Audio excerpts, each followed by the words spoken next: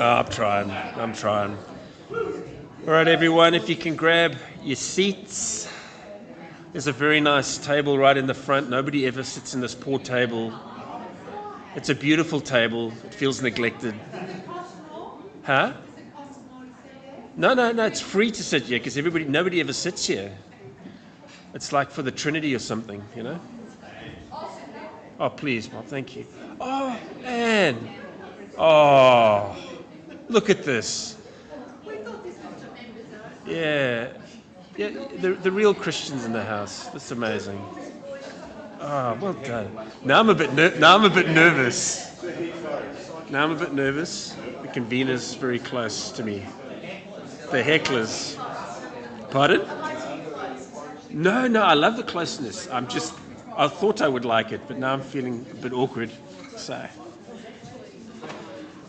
grab your teas, coffees, grab a spot. We're going to start.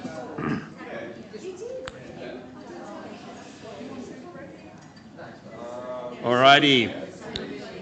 Everybody's taking their time.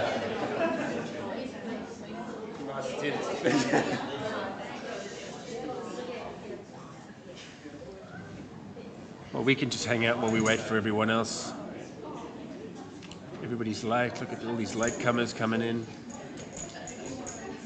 All right.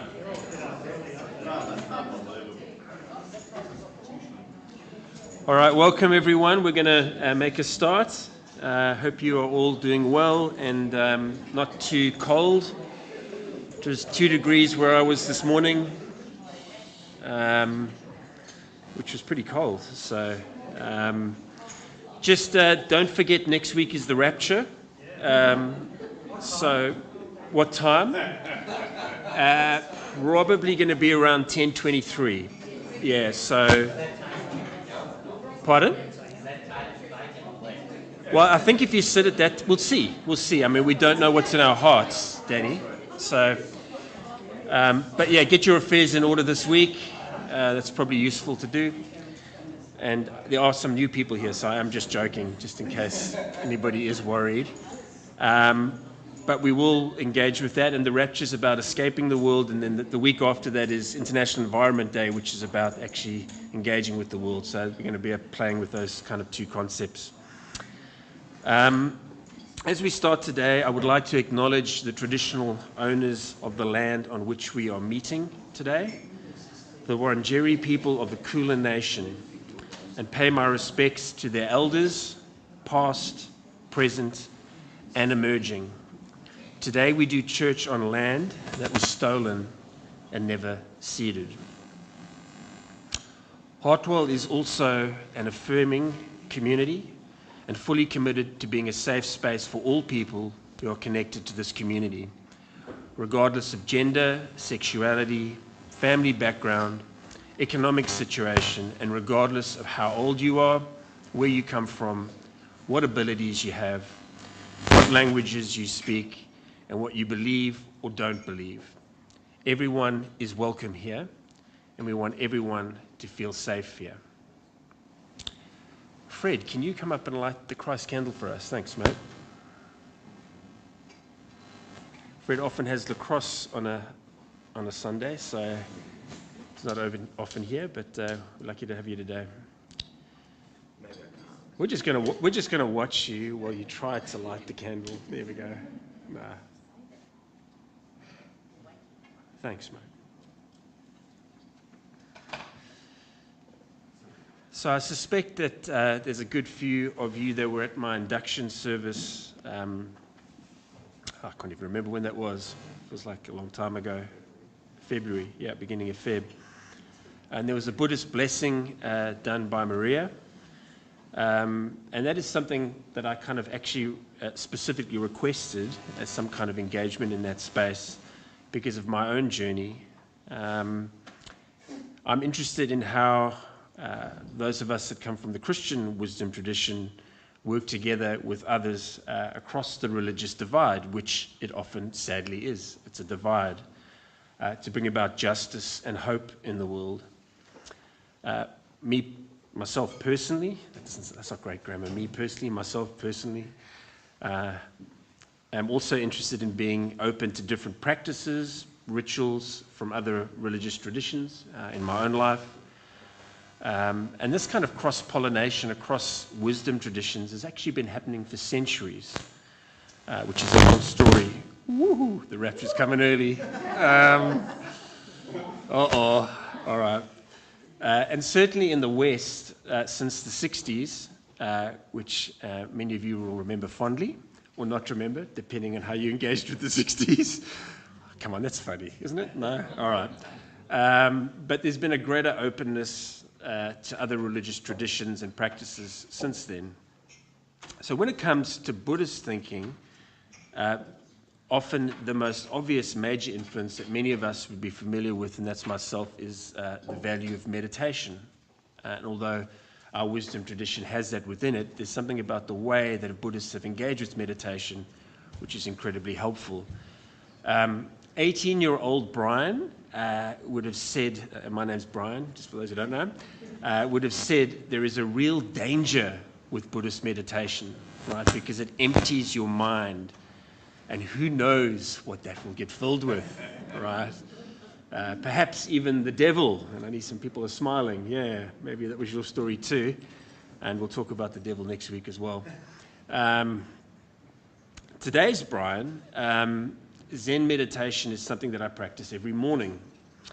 So I use an app by a Zen Buddhist who kind of helps me with that. My mind is incredibly active and distracted, so I find it hard to do that myself, so I find the app is particularly helpful, and that's part of my routine in the morning. And every evening I read a little section from Thich Nhat Hanh. Does anybody know the name Thich Nhat Hanh? I think the only two services before I joined here that I came to had readings from Thich Nhat Hanh, which made me go, okay, I think I might be safe here. Today there's a big conversation around faith and science that Buddhists are engaged in, exploring some of the benefits around several of their practices. In fact, I came across a quote this week by the Dalai Lama who said this about the role of science. I'll just read it to you quick. He said, I've often said that if science proves facts that conflict with Buddhist understanding, Buddhism must change accordingly. We should always adopt the view that accords with the facts. If upon investigation we find there is reason and proof for a point, then we should accept it. Wow. We don't hear often our Christian leaders saying the same thing. We've got a lot to learn. So in terms of the science and faith conversations, there's often questions around ego dissolution that people are interested in these days, and unitive experiences. And it's something that often Buddhists talk a lot about in this space. And many Buddhists, if not most, are not theists and do not believe in a personal God. Now, I've said to Maria, when she comes up later, she can correct me about anything that I've said, because I could possibly be wrong in a lot of this stuff, and most likely am. In psychology these days, when it comes to mental health, there's a lot of scales that are being developed, mysticism scales that measure religious or spiritual experiences that are informed around questions of unitive experience that are engaging with Buddhist thinking. So that's also got me interested in that space a little bit. So as I've mentioned already, there have always been Christians engaging in interreligious dialogue, and most of the time there's a mutual appreciation rather an affirming of difference rather than just trying to get to the lowest common denominator, and that's okay. However, Christian fundamentalism often sees other religions as competitors or wrong. And sadly today, most of evangelical Christianity would take the same approach. Engaging in learning from other religions does not mean that we have to leave our own wisdom tradition. Maybe that's obvious, but it's just something worth noting. Engaging in learning from other religions does not mean that we have to leave our own wisdom tradition. And again, I'm going to quote the Dalai Lama and Thich Nhat Hanh on this. So 3 quotes. The Dalai Lama said, "All major religions carry the same messages. Messages of love, compassion, forgiveness, tolerance, contentment, and self-discipline. I have Muslim friends, Christian friends. All have the same values." In another context, the Dalai Lama said, "I always tell my Western friends that it is best to keep your own tradition. Changing religion is not easy and sometimes causes confusion. You must value your tradition and honor your own religion." And then Thich Nhat Hanh said this, "I always encourage them to practice in a way that will help them go back to their own tradition and get rerouted. If they succeed at becoming reintegrated, they will be an important instrument in transforming and renewing their tradition." So yeah, fantastic quotes and kind of speaking into that space. So with that in mind, let's kind of honor the Dalai Lama and Thich Nhat Hanh by honoring our own tradition as we start today and sharing in communion together. So around your table, say hello to who's ever with you, grab some communion, and we can value our wisdom tradition.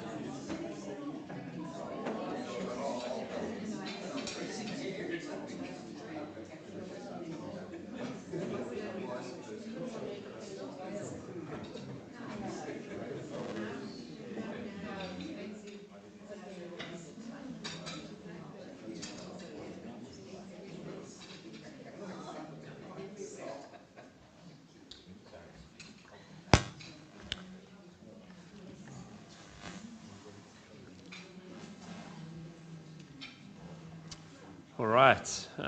Maria's going to come and do a reading for us this morning. I'm going to try and pronounce this. Let's see if I can do this right. Pangea's Praises on the Way to the Beyond. So, pretty close. All right. Thanks, Maria.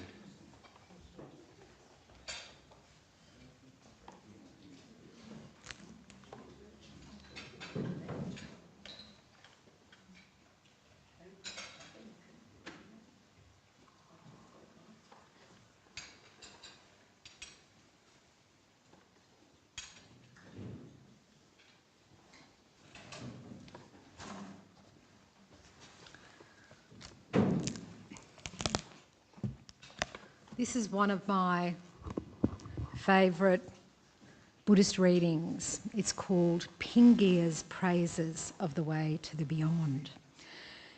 And Pingia was a follower of the Buddha, as am I.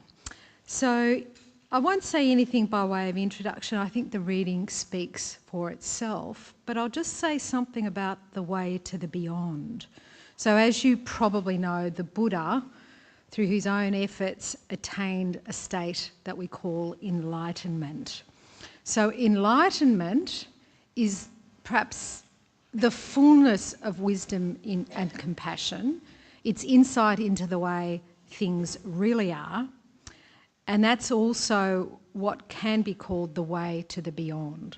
So it's beyond in the sense that it's beyond this mundane world, this round of conditioned existence that we all are going around and around in. So Pingia is praising the Buddha, who he sees as the way to the beyond. And I apologise in advance, it is a bit long, but I think it's well worth listening to. I will sing you the praises of the way to the beyond, said Pingia, when he returned to where the Brahman Bhavari lives, on the banks of the river Godavari. It was described to us by this man exactly as he saw it. When a voice has none of the glibness of pride and none of the ingrained stains of ignorance, then its words are full of sweetness and beauty. It is such words as these that I praise now. They call him Buddha, enlightened, awake, dissolving darkness with total vision, and knowing the world to its ends, he has gone beyond all the states of being and becoming. He has no inner poison drives. He is the total elimination of suffering. This man, Brahman Bhavari, is the man I follow. Up till now, before I heard Gautama's teaching, people had always told me this. This is how it has always been, and this is how it will always be. Only the constant refrain of tradition, a breeding ground for speculation. This prince, this beam of light, Gautama, was the only one who dissolved the darkness. This man, Gautama, is a universe of wisdom and a world of understanding, a teacher whose dharma is the way things are, instant, immediate, and visible all around, eroding desire without harmful side effects, with nothing else quite like it anywhere in the world. But Pingia, said Bhavari, why then don't you spend all your time, your every moment with this man Gautama, this universe of wisdom, this world of understanding, this teacher whose dharma is the way things are, instant, immediate, and visible all around, eroding desire without harmful side effects, and with nothing else quite like it anywhere in the world? Brahman, sir, said Pingia, there is no moment for me, however small, that is spent away from Gautama. You see, sir, with constant and careful vigilance, it is possible for me to see him within my mind as clearly as with my eyes, in night as well as day. And since I spend my nights revering him, there is not to my mind a single moment spent away from him. I cannot now move away from the teaching of Gautama. The powers of confidence and joy, of intellect and awareness hold me there. Whichever way this universe of wisdom goes, it draws me with it. Physically, I cannot move like that. My body is decaying. I am old and weak, but the driving power of purposeful thought propels me without break. There was a time when, writhing in the mud of the swamps, I could only drift from one stone to the next. But then I saw the Sambuddha, fully awake and free from defilement. Then the Buddha spoke. Pingia, he said, other people have freed themselves by the power of confidence. You too should let that strength release you. You too will go to the further shore, beyond the draw of death. These words, said Pingia, are the words of a man of wisdom. As I hear them, I become more confident. This man is some Buddha. He has opened the curtains and woken up. There is nothing barren there. His mind is clear and luminous. Everything accessible to knowledge is known to him. There are no more questions for the doubtful who come to him. The teacher has answered them all. Yes, I shall go there. I shall go beyond change. I shall go beyond formations. I shall go beyond comparison. There are no more doubts. You may consider this as mind released.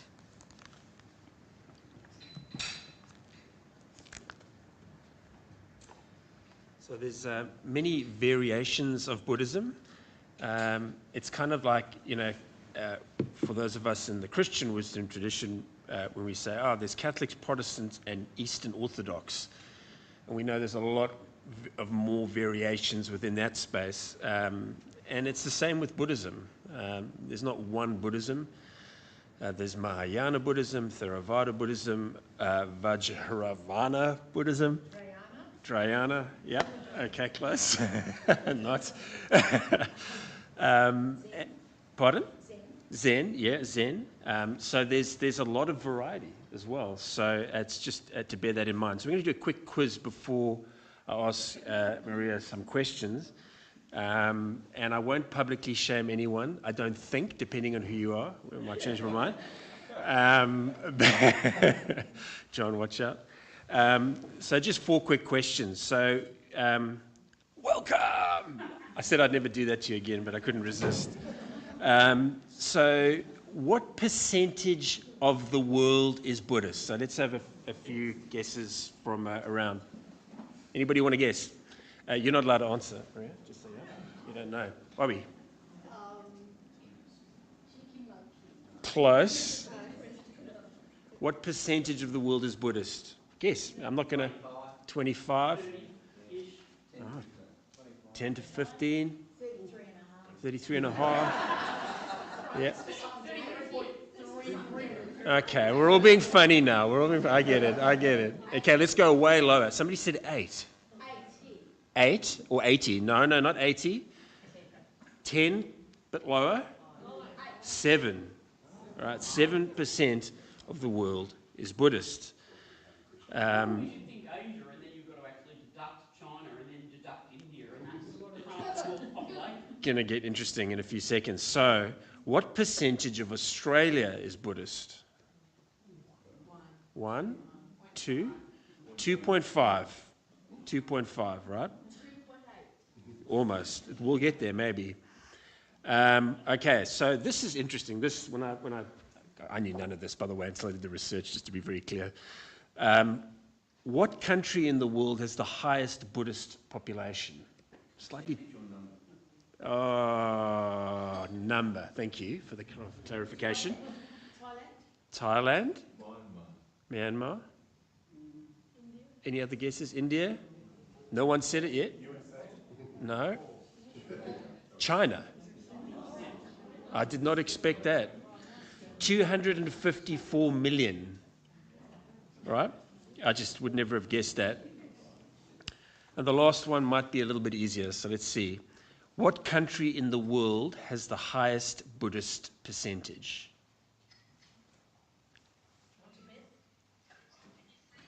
Not Tibet, no. Sri Lanka, no. Anything interesting happening you want to share with us? No? Nepal, no. Any other guesses? Thailand's getting close. Yeah, Thailand's the second with 93. No. Getting close? Vietnam. Thank you. Cambodia. Yeah, Cambodia 97%, where Thailand is 93. So now we know everything about Buddhism, so well done, which is not true. So Maria's going to come up and I'm just going to ask her some questions before she shares with us around her own journey. So if you want to hop up for a second. And in the Buddhist tradition, like Maria honored me, I want to honor you as the guest. Thank you. To be with us today. Thank you very So many of you know Maria, which is fantastic. But I'm keen to hear from you. What was the initial story of how you encountered Buddhism in your own life? Yeah. So I was 28 and I went through a major life crisis when my relationship broke down. And I was engaged to be married and my partner said, I don't love you anymore. I want to break up. So I went into a pretty deep, dark depression. And when I came out the other side of that, which didn't take too long, fortunately, and I was a single person, I just felt compelled to go on some sort of a search for something meaningful.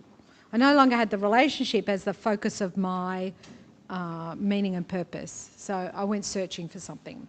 And I actually went to New York and I spent a month in New York taking photographs, which was amazing. And the reason I went there was my brother lived there at the time. And my brother had some kind of American guru and he was doing a bit of meditation. So he said to me, oh, do you want to meditate? So he taught me a little bit about meditation and we meditated together. And I came back, continuing my journey, and thought, oh, I'd like to learn more about meditation. And I saw this little ad, it was only that big, in the local paper that said traditional Buddhist meditation. And I thought, oh yeah, the Buddhists, they know about meditation, I'll go there. So I went along to the Melbourne Buddhist Centre in Brunswick and I learnt to meditate. And during that time, I got a couple of books, started reading about Buddhism, and I knew immediately that that was what I believed, that I was a Buddhist. So that was a complete surprise to me. I didn't, in a sense, go looking for Buddhism. I was just looking for some meaning for my life.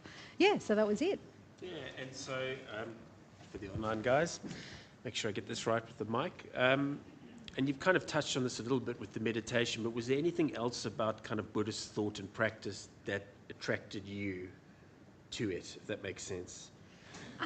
Yeah, and I'll talk more about this when I speak, Yep. but look, when I read about the teachings, it all made sense to me. And I'd been brought up as a Catholic where if I had questions, which might have been genuine spiritual seeking questions, the nuns would say to me, just believe it because I told you so. And I was not satisfied with that. I actually wanted to understand. And the Buddha's teaching, you know, when you read a version of it that was accessible and well explained, it just made sense. Yeah, it resonated with what I thought about the world. Yeah. Yeah, nice. And in terms, you mentioned the Melbourne Buddhist Centre, but were there other kind of groups or institutions that you kind of got engaged with? Yeah. Well, the Melbourne Buddhist Centre was part of a movement called the Friends of the Western Buddhist Order. It's now called the Triratna Community. But at the time, it was called the Friends of the Western Buddhist Order because the whole movement had been started by an English monk. So this English monk had been in India after the Second World War, discovered Buddhism, took ordination in the Theravadan tradition, which is the yellow robe. He then went up to the foothills of the Himalaya to a place called Kalimpong, where he took initiations and teachings from a Chan teacher from the Chinese tradition and also 4 different Tibetan teachers. So in a sense, he had learning and teachers from the full sweep of the Buddhist tradition. So when he eventually went back to England and established an order in the West, he called it the Western Buddhist Order because it was for Westerners, but he actually drew on teachings from the whole Buddhist tradition. So it wasn't anyone Asian form, and he called himself a translator of Buddhism into the West. And that's what he did, not so much the literal translation as putting Buddhism into terms that we as Westerners could understand. And that really resonated for me. The movement then spread out over the world, so they decided, including India, so they decided it wasn't appropriate to call it Western anymore. So now it's called the Triratna Buddhist community. And I'll talk later about what Triratna means. Yeah. So everybody in this room, the kind of Christianity that they now have is exactly the same as it was 20 years ago, 30 years ago in their lives. It hasn't changed at all. I'm being silly. But in your own journey, have you experienced ups and downs, more or less engagement with the Melbourne Centre? What does it look like for yourself? Yeah. I have had many ups and downs, yes. So this is part of my encounter with the Triratna community, that it actually took me to England. So I went back and forwards between here and England 3 times. And the first time I was there, I lived in a Buddhist community and worked in a Buddhist business. So it was a sort of an intensive situation where we were all practicing together. And for 13 years, I wasn't in England for 13 years, but for 13 years of this quite intensive involvement in the community, I was training for ordination to join the Western Buddhist order. And eventually I withdrew from that because they kept saying, oh no, you're not ready, you're not ready. And so that was quite painful and difficult for me. And so at that point I sort of withdrew from that process of trying to be ordained. But I continued being part of the movement. I'm still part of the movement. I'm called a mitra, which just means friend. So I'm a friend of the order. But it's been difficult to know how to belong there. So I'm not that involved anymore because all my friends got ordained. And all the younger people coming along, they're all getting ordained, but I didn't get ordained. So I'm a bit more sort of freelance now. I do my own thing, which is difficult because it's quite difficult to practice without a spiritual community. Yeah. Thank you. You were very honest in answering all those questions and very vulnerable, so I appreciate that. We're going to hear from Maria. I don't know if you want to grab any notes or you're going to go straight into it. It's on the PowerPoint. It's on the PowerPoint as well? I can just Awesome. remember what I wanted to say. Cool. Over to you. Okay. Okay, so can we go forward? Here we go. So the defining act of the Buddhist life, the moment of commitment, is called going for refuge to the 3 jewels. And in a sense, I did this the very first time, at the age of 28, when I did a Buddhist ceremony and I chanted the words of the refuges and precepts. And so I committed myself, which means I went for refuge. I placed my confidence, my faith, my heart in these 3 jewels. And the 3 jewels in Buddhism are the Buddha, the Dharma and the Sangha. And I'm going to talk about those 3 jewels today. So the Buddha is the ideal of enlightenment. The Dharma is the teaching of the path to enlightenment, and the Sangha is the spiritual community of those who tread the way. Okay, next slide, thanks. So firstly, who is the Buddha? Well, the Buddha was Siddhartha Gautama, and you heard this word Gautama in the reading that I did. That was his name when he was born. He was a human being who lived and attained enlightenment. And it's believed that it was around 500 before what we call the Common Era. We don't say before Christ because we don't follow Christ. Although contemporary Buddhists would respect Jesus, but we could say 500 years before the Common Era. So he was just a human being. So there's no God sitting above us in Buddhism. There's only this Buddha who was a human being who was awakened by the insight he attained. So the story goes that he sat under the Bodhi tree in Bodh Gaya, which is a beautiful place where Cole came with me on pilgrimage 4 or 5 years ago, 5 years ago. And he sat beneath the Bodhi tree, determined to sit there until enlightenment was achieved. And you'll see pictures of the Buddha sitting, touching the earth. So he's touching the earth because he said, as the earth is my witness, I will stay in this place until enlightenment is achieved. And he sat there and he meditated for days. And in his mind, he was assaulted by Mara, who symbolically is like maybe the devil. Mara tempted him with all sorts of other things he could do besides staying in that spot and attaining enlightenment. But he persisted and he broke through, attained an insight into the true nature of reality. And at that point, he became Buddha. And Buddha simply means awake. And he achieved this enlightenment by his own efforts. There was nothing external to him, granting anything to him. It was through his own efforts that he attained enlightenment. And as an enlightened teacher who then sort of walked around teaching in that northern part of India for about 60 years, a bit under 60 years, maybe 55 years. He was about 29 when he got enlightenment. He was the embodiment of wisdom and compassion. So a very inspiring teacher because he fully embodied what he was teaching. And this was an important decision he made because the insight he attained was quite, in a way, simple, but very profound and difficult to explain. But out of compassion, he felt that that was what he had to do. He had to do his best to try and communicate what he'd discovered to others, and that's when he decided to teach the Dharma. And I love this word, ehipassiko, and this is perhaps what I experienced at that very early stage when I encountered Buddhism, that no one was telling me I had to believe anything like the nuns did. Ehipassiko is an invitation, and it means simply come and see for yourself.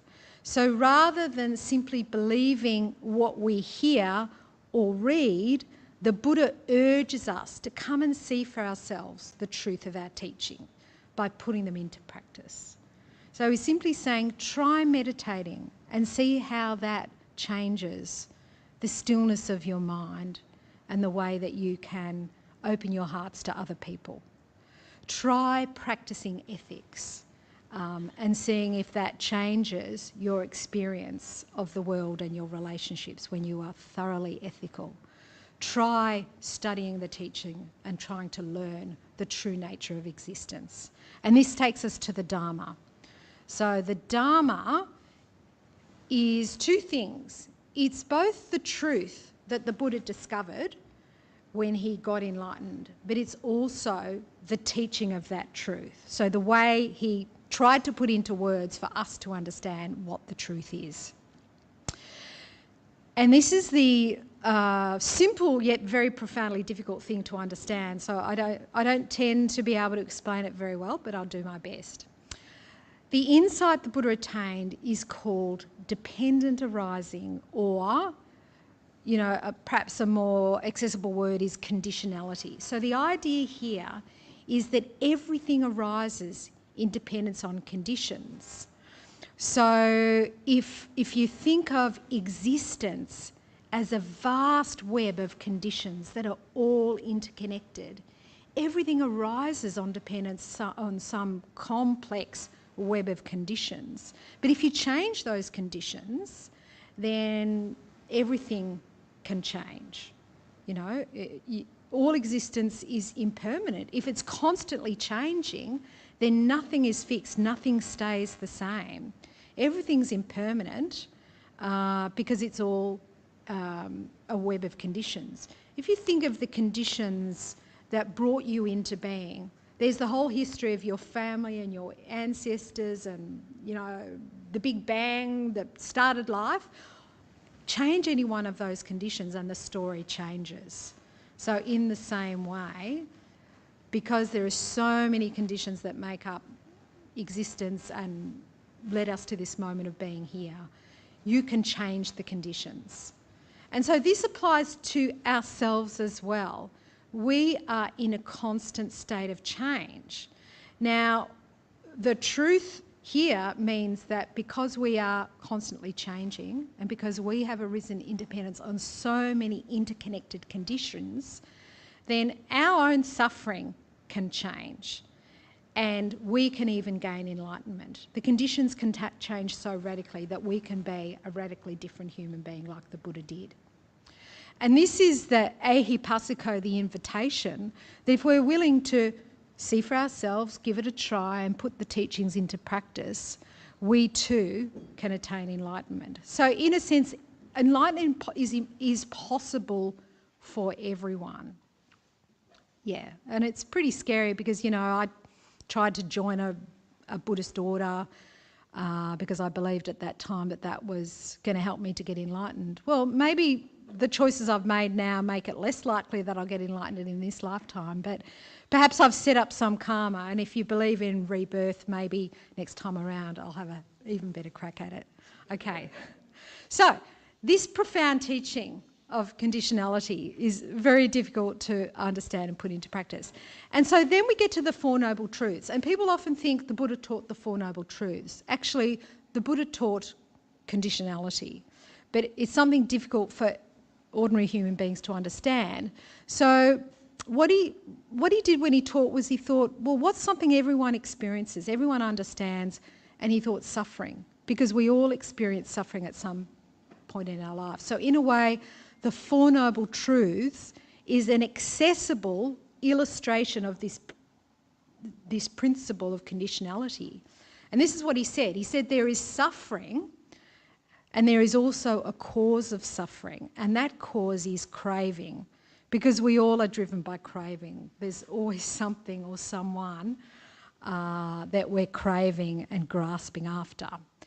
But there's an end to suffering, and the end of that suffering is when we find a way for craving to cease. So when craving ceases, when we're no longer grasping after something, suffering actually ends. And then he taught there's a path leading to the end of suffering, and it's the Noble Eightfold Path. Now, I'm not going to talk about the Noble Eightfold Path. It's one of many formulations of the path that the Buddha taught. There are probably hundreds of different lists of ways of saying, put this into practice and you'll be on the path.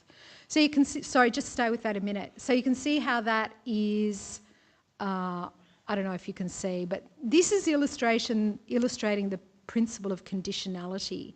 So the condition there that you're trying to change is bringing about the ceasing of craving.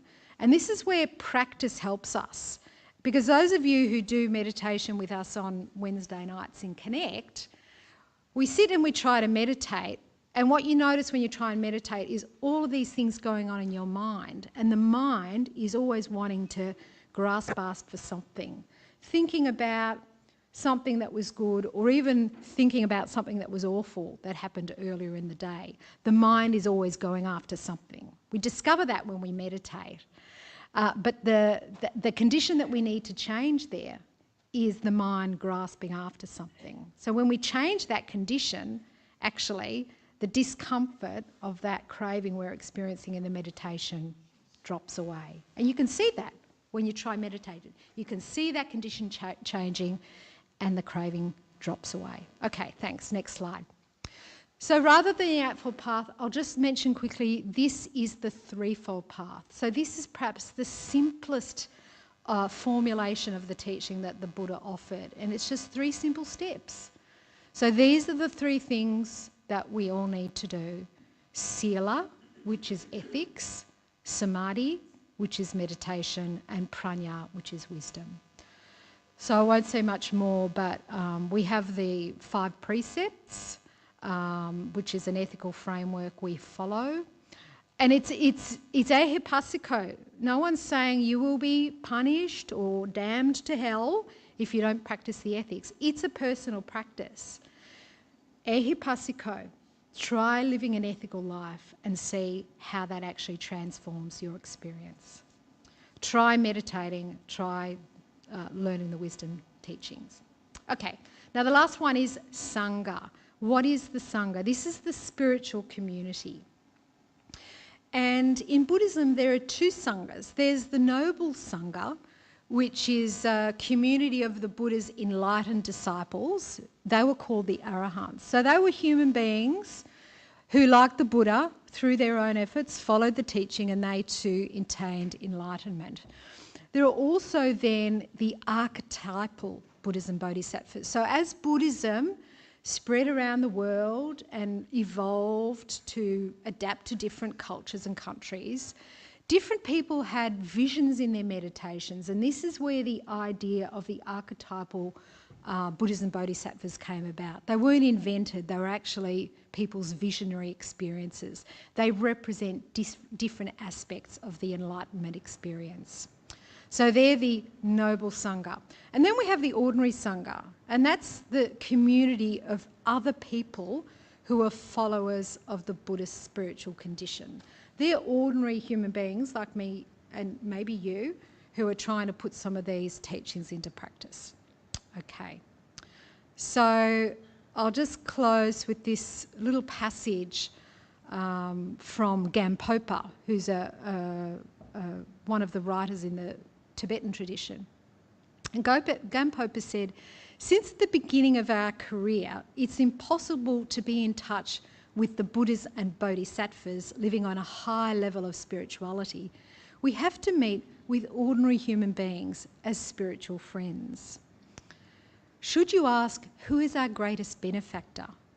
The reply is that in the beginning, when we are living imprisoned by our deeds and emotions, we will not even see so much as the face of a superior being. Instead, we will have to seek out ordinary human beings who can illumine the path we have to follow with the light of their counsel."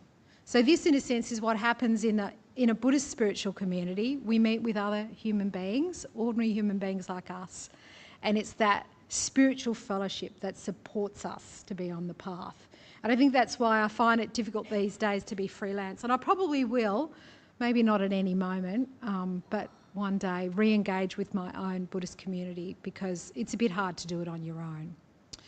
And I think I see this happening here in Hartwell. So even though I'm not very involved in the Buddhist community, I experience that here, a sense of fellowship, support, mutual care and support in the Hartwell community, which is really wonderful, and I feel supported and welcomed in this community.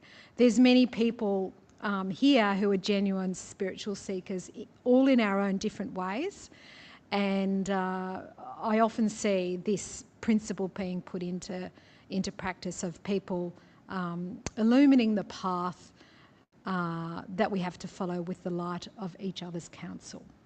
So I'm going to close there. That's a very, very brief overview of Buddhism. And now I thought, just to close, we'd do a little bit of meditation. It's only going to be about 5 minutes. How are we going for time? Ooh, better speed up. Okay, 5 minutes. Right. This is the loving kindness meditation. And I think it's wonderful to do this practice in the context of this reflection on what spiritual community is, because I think I see a great deal of loving kindness in this spiritual community, but sometimes, I don't know, we also experience frustration or other negative emotions. So loving kindness is simply the systematic cultivation of a positive mental state. It's one of the most foundational, important meditation practices in all of the Buddhist traditions. So I'll give you a little 5-minute taster. Okay, I invite you to just close your eyes if you're comfortable doing that, and I'll guide you in this practice.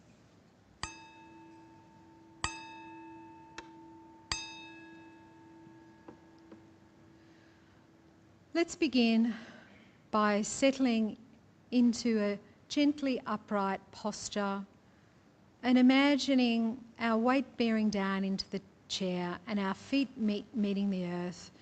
Experience yourself grounded and connected with the earth. Feel the support of the earth. And let's begin by cultivating a sense of loving kindness towards ourselves.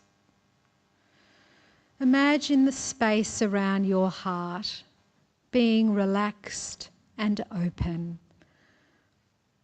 Imagine that heart area is radiating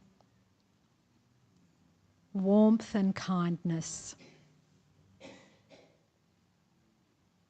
It's important that we begin with a foundation of care and kindness towards ourselves, because sometimes, especially the way we live in the West, we forget that we need to be kind and caring towards ourselves.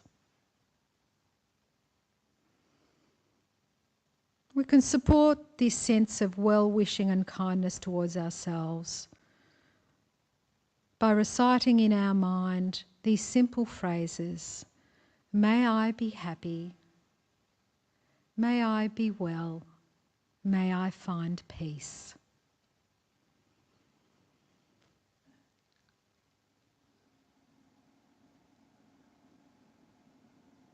Breathe into the heart and allow the heart to be soft and open as we wish ourselves well. May I be happy, may I be well, may I find peace. You can even imagine a small smile lifting your face, and at the same time relax your shoulders.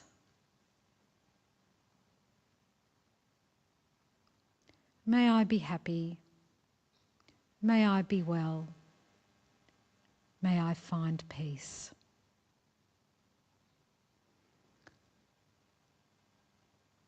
Bring to mind next someone you know in this spiritual community who has at some time provided support, guidance and kindness to you. Bring them to mind with gratitude.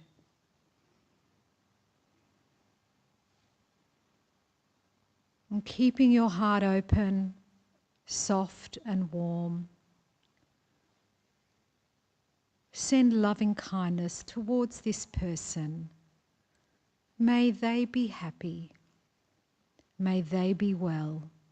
May they find peace. Breathe into the heart. Radiate warmth. May they be happy. May they be well. May they find peace.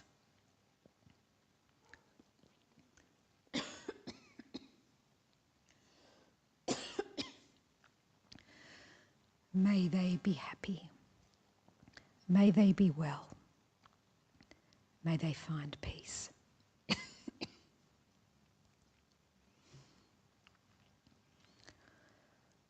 May they be well. May they be happy.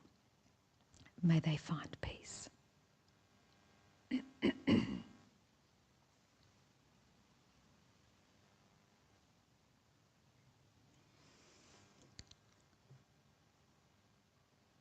Maintain an open heart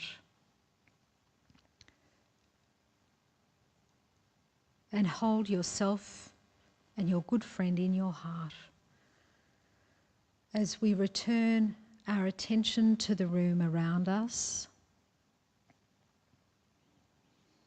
And as we open our eyes, it's always useful to remember to take this flavour of loving kindness with us as we go into the rest of the day.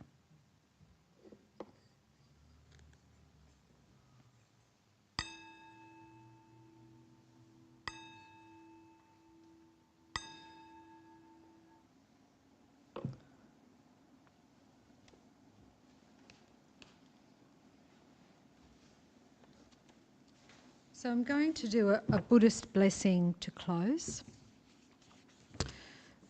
This is from the Dhammapalamgata, which is the verses that protect the truth.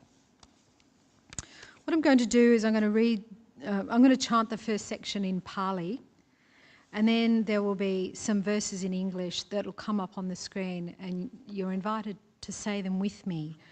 There is no God to bless us, and I'm not authorised to bless anyone in a way.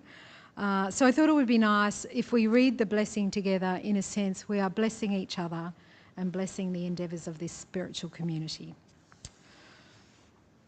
Sabapapasa akaranang kusalasa upasampada sachita paryadopanang etang buddhana sasanang Dhammang chare sucharitang natam ducharitang chare dhammachari sukham seti asmim loke paramicha natavata dhammataro yavata bahubasati yocha apang pisutvana dhammang kayena pasati Sava Dhammadaro Hotiyo Yo Dhammang Napamachati. And please join in if you'd like to.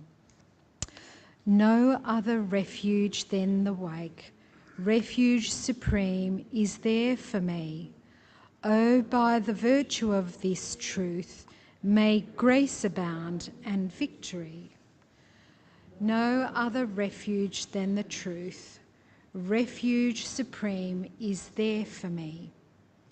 Oh, by the virtue of this truth, may grace abound and victory.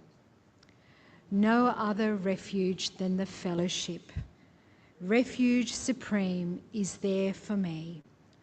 Oh, by the virtue of this truth, may grace abound and victory.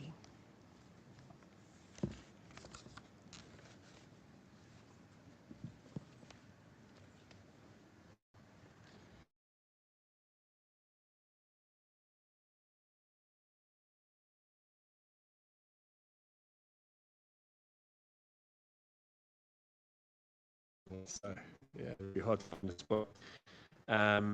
Thank you to everyone here today for remaining open. I suspect that some of this might have been a bit different and maybe challenging to engage with. So thank you for hearing and being open. For anybody that's nervous, I'm still a Christian and engage with the Christian wisdom tradition, but I'm deeply interested in how we can learn from others and help us deepen our own spirituality. The loving kindness meditation was something I only discovered from Tacoma Uniting Church, and many of you will know Matt Cutler, and they use that loving kindness tradition pretty regularly in their meetings. So I was pretty keen that Maria introduced us to that today because it's a beautiful thing. You got a question? No? You're just waving. Okay, cool. And then, yeah, Maria, thank you for risking in this space. I know it's a pretty safe space and you know that, but it's still pretty brave to get up and share from your space and your tradition in this space as well. So thank you for being vulnerable, and thank you for bringing yourself and your wisdom tradition to us. So can we just thank her? Yep.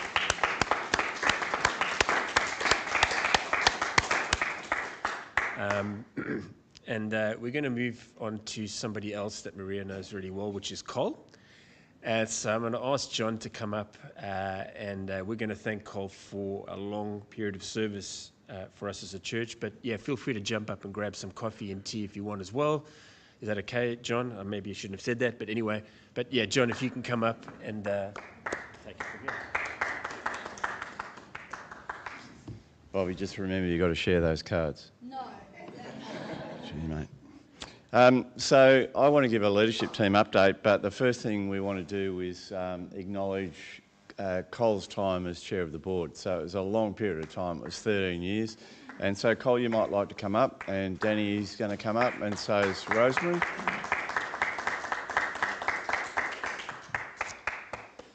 So Cole took over as chair of the board following Tim's stroke. So it was a difficult time for the church, and and Tim put his hand up to be chair of the board. Tim too. Cole has always been an active and passionate about what happens at Hartwell, but 13 years is a long time as chair. I guess for those people who know or have been chair of something, you feel the weight on your shoulder when you're chair, but that's the price of leadership, and everybody's happy to carry that weight on their shoulders. But carrying that weight for 13 years is a monumental effort. Lots of things happened over the past 13 years, and I haven't been here to see all those, but the ones I've seen have been the merger with Hartwell, the appointment of Brian, and the new leadership structure. So those three things on their own are very significant events to happen. So what's going to happen now is Danny's going to say a few words about the 13 years as a whole. Rosa is going to talk about the Hartwell connection, and then Brian's going to give a blessing. And well, before Brian does the blessing, Cole's going to say a few words. So I'm going to hand over to Danny. Thanks, John. And now I've been required to be brief today, so I'm not going to say very much. So there's, because there's lots and lots of stories we could tell, and rather than tell all those stories, just to really, a couple of things that resonate with me about your time, Cole. So I've had the joy of working alongside Cole for most of those 13 years in a couple of different roles. As John said, when Cole stepped into the space, it was post Tim's stroke. It was a very disruptive time and difficult time for our community. And so Cole's leadership and Cole's willingness to step up into that space was really brave in many senses. And across the 13 years, there's been lots of stuff that have been done, but I guess there are three words that I think about as I have experienced Cole's leadership, and those three words are integrity, responsibility and presence. So Cole, you've had deep integrity. There's been some difficult things that we've all had to face into, but my experience of you is that you are always keen to do what you believe the right thing to do is. So, you know, in terms of perhaps some of the things that Maria was talking about this morning, that sense of being ethical is very, very important and present for you. And then responsibility, Cole, you show up, you're there, you're reliable, and that's often underestimated, I think, you know, but being responsible and reliable in that way is really what gives life to many things. And finally, present. When I'm with you, you're with me. You know, when we're working on a situation together, you're there. And I know that perhaps that hasn't always been your journey, and so that's something you've really worked hard at, and that's, you know, to be you to be credited for that. So just thanks for your leadership, thanks for all you've done for our community. It's been I've been proud to share that space with you, and it's great that you're still on the leadership team, and I'm honoured to call you a friend, mate. I'm honoured to...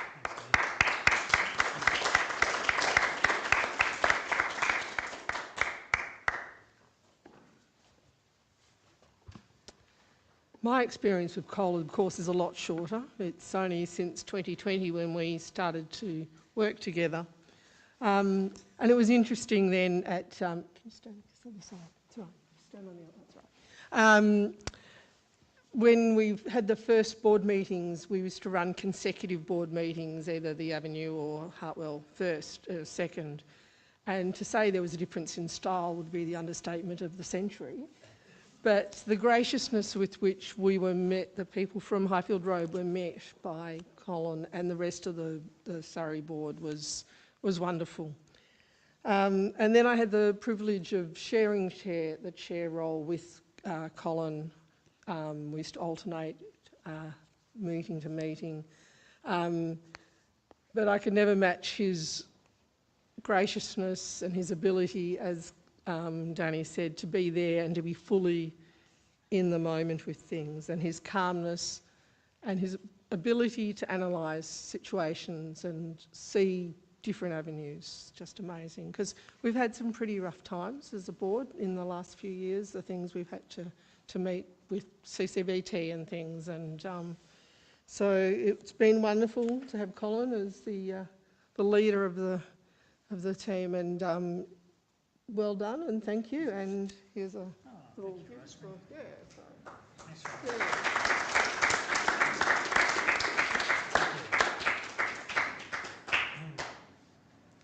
Thanks very much, John. And Danny and Rosemary.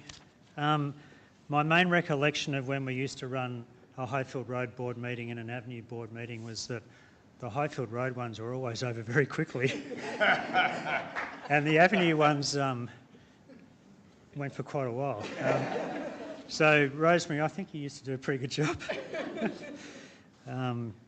But thank you all for those kind words. I must admit, when I first took on the role as chair, I just sort of felt like I was keeping the seat warm for Tim. But then Tim realised there was more to life than being chair, and so I stuck with it. I think for me, the privilege of being chair has been working closely with all of our staff and volunteers, and I'd really like to thank them all. Carolyn, Julie, so many others, Barbara, and particularly all of the board people that I worked with over the time.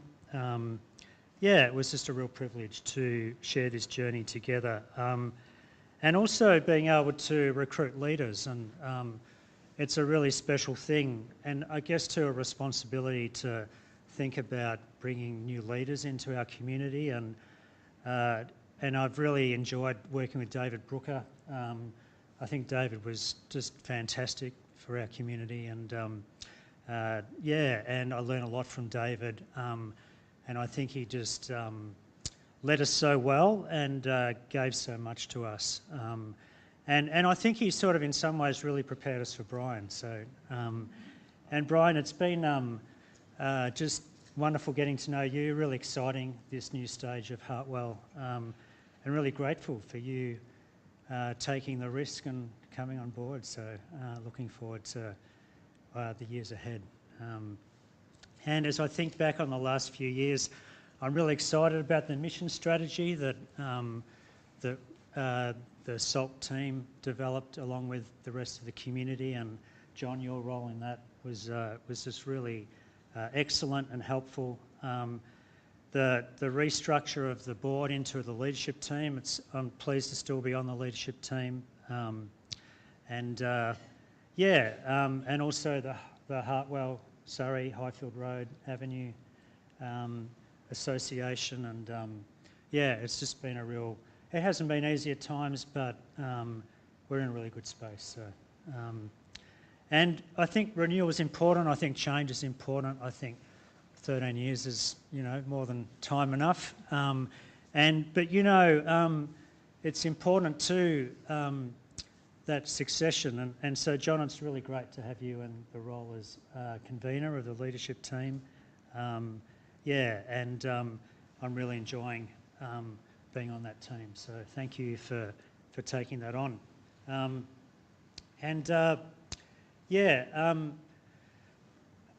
guess someone who has been there with me for the whole journey has been Danny. I think Danny was chair of the elders at one stage when we used to have elders. So that was a very responsible position. How did you get that, Danny? No. But I'm still enjoying and pleased to be on the leadership team with you, so thank you for your support and encouragement and friendship. But at the end of the day, it's not really about me, and it's not really about us. Sorry, I'll start again. At the end of the day, it's not really about me, and it's not really about you, but it's about us. And I look forward to being part of this community with you all. So thank you.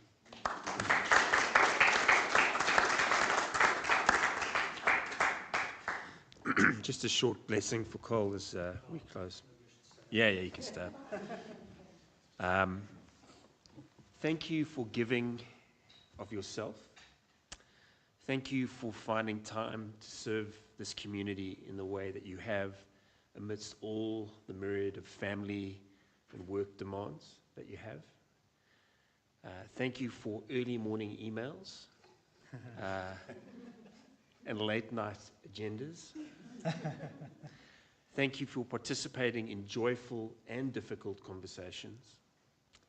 Thank you for being chair in a time of unique transition for this community. And mostly, thank you for bringing yourself and your wisdom into this space. May the next phase of your journey with this community be filled with energy, excitement, hope, perspective, and meaning. We value you and we need you. Amen.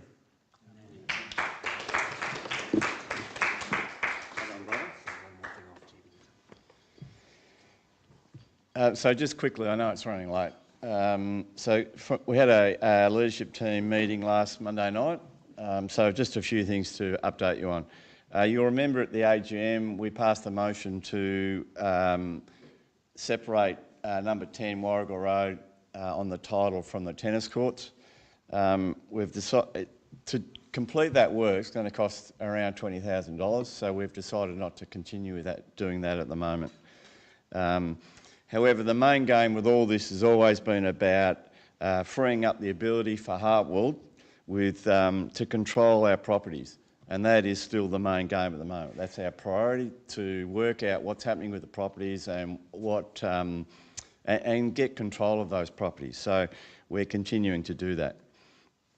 The social housing group, which Cole is chair of, are looking at options for the use of the manse at 246 Highfield Road, which will lead to some further revenue for Heartwell this financial year. So that's happening at the moment. Now I need to get cross with you all. Rosemary sent out a survey a few weeks ago, and only, I think it was 7 people respond.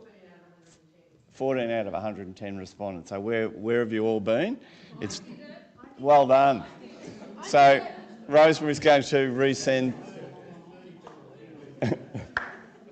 That's right, according to everybody. Yeah, anyway, Rosemary's going to resend out that survey. So we'd really love you to fill that in because it actually. Thank you. Okay, right, so it's going to happen again. So can you put this date in your diary, October the 19th? We're running a quiet day for the community, not just this community, but as broad as we can see community. It'll be run by Julie, Meryl, Andy and myself, and it will be held at the Wellspring Centre in Ashburton.